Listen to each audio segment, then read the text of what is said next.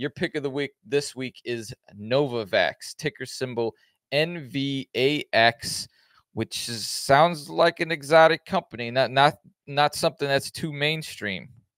Yeah, this is actually a company not far from one of my homes, right? I spend a lot of time here in the Washington, D.C. area. This is based in Gainesville, which is right, I'm in the Virginia area and they're in the Maryland area, which is on the other side of D.C. Here's what I want to tell people about. So, we saw a lot of money coming out of the woodwork for the past 4 months to go into these AI plays like NVIDIA, Microsoft, Apple. And during this earnings season, we've had a lot of those companies come back and say to us, hey, thank you for that investment, but you're not going to get instant wins on this. And so we've seen a lot of people saying, okay, what do I do with this money? Should I go back and bury it in my backyard? Yeah, I don't really want to do that yet, quite yet. Should I put it back into crypto? Well, we haven't seen that. We haven't seen Bitcoin. In fact, Bitcoin prices are dropping. So, what are these people doing with their money? And so, a topic that has been coming back into, not so much the talking heads, although some talking heads have been mentioning it a little bit, but mainly it's like showing up in socials, right? Is the whole biotech thing. There's a whole host of new cancer drugs that are being tested. This CRISPR technology is going to a whole new front.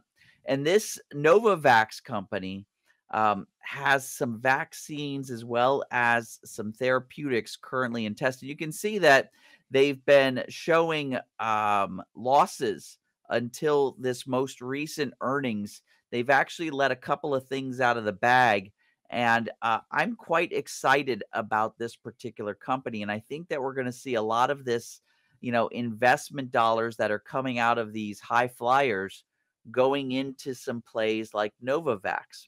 With that said, they did this step function increase. We call this a rising window, that comes from like candlestick analysis. If we were looking at candlesticks, this would look like some sort of window, this gap up on earnings over here. And we seem to have established a level of support around $10. And resistance is a little more gray, but it's somewhere between probably this 16 and this 18. Although I wouldn't be surprised. Again, it's not the most, if you look at a point and figure chart, it's not the most it's more ethereal than support at $10.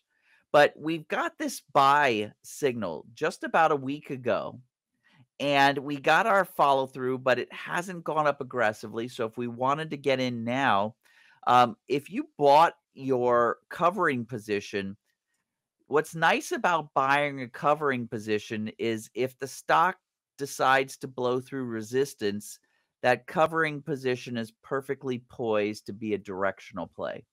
So it can adjust either way. It can either turn into a premium trade or it could be a directional play.